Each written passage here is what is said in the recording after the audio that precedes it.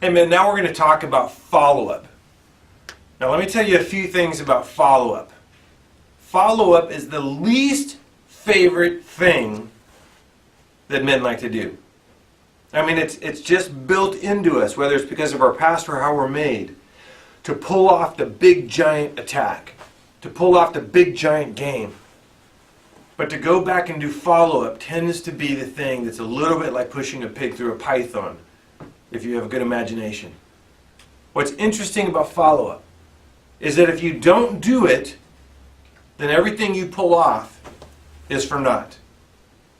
If it's follow-up for an all-men's gathering, if it's follow-up for a Bob meeting you had before the all-men's gathering, or maybe you brought in some new guys that were considering your Bob team, if it's follow-up after the men's retreat, the massive men's retreat, where men from your church will mark down up at that retreat that they go to your church and now they will do anything for your church, imagine not following up on a man like that.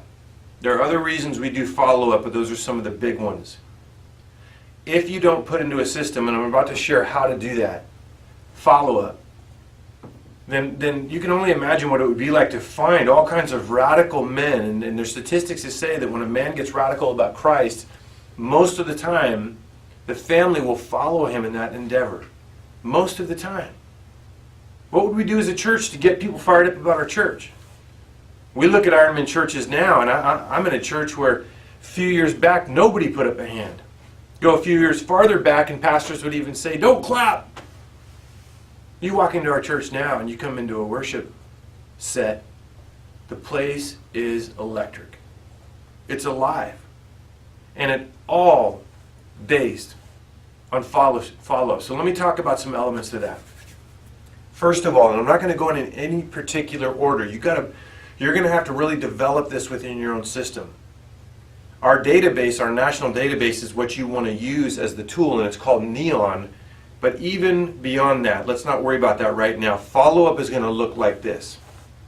In our church, for instance, all of the pastors and staff are required to follow up on anyone who inquires about their ministry. So in your all-men's gathering, when there's a next step survey, which is part of the morning, the tools are right on the website of how to do that. The actual survey's on the website.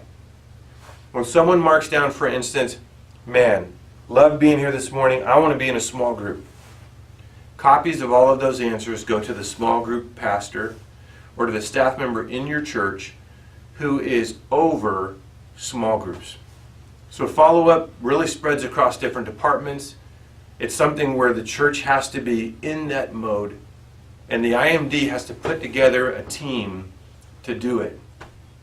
I'll share right up front that this is the time when IMDs, if there's any time within the first 6 to 8 months of doing Ironman's Ministries where they get a little bit shocked. They say, "Man, this is hard now.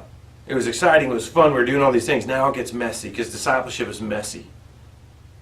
Being in a relationship and in trust with someone gets a little bit messy. This gets more difficult now.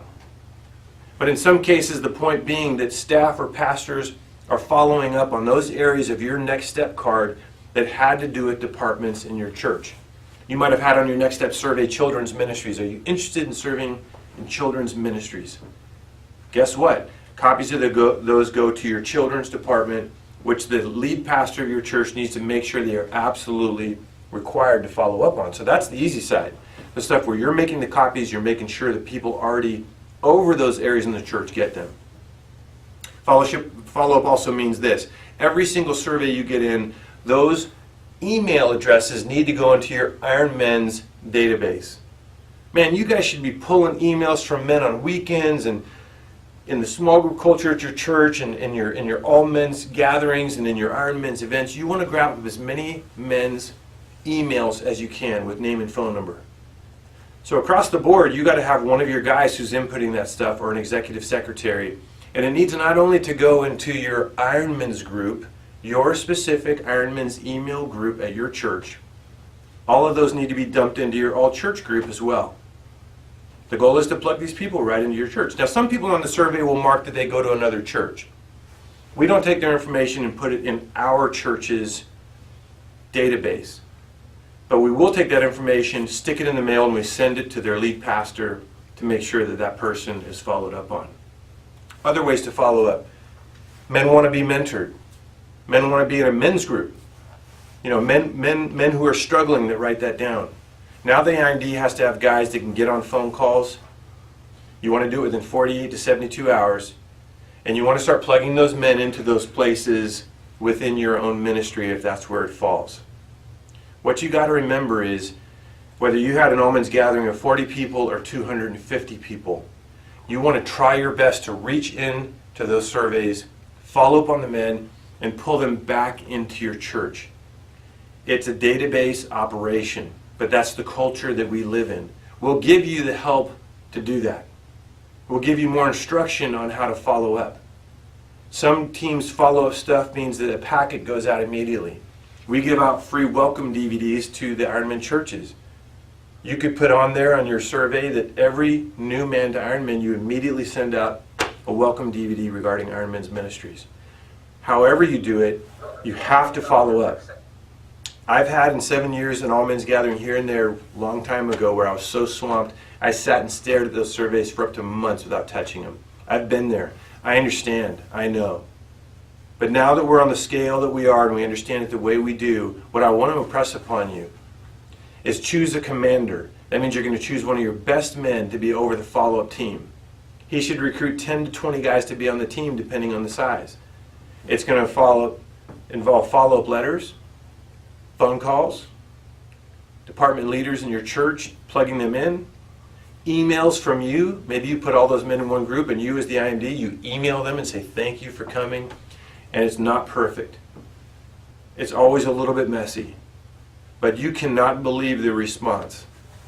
Your only other alternative, and I'm going to end with this, your only other alternative is hoping for some sort of magical osmosis of people spontaneously connecting to your church because you did some great hour and 20 all men's gathering. Now, that happens a little bit, but it's not how we do ministry. What people need to be is grabbed, impressed, pulled on, and brought back in, and they will respond. The high majority of them will be so glad that you called them, that you emailed them, that you sent out a letter. If you jump on it quick, you can usually be done within a few days, and then you work accordingly to the results that each of those follow-ups produce. I hope that helps. Again, if you have questions about follow-up, we would love to get an email from you, questions@ironmansministry.com, or you can call the headquarters number, go right on the website. God bless you and have a great week.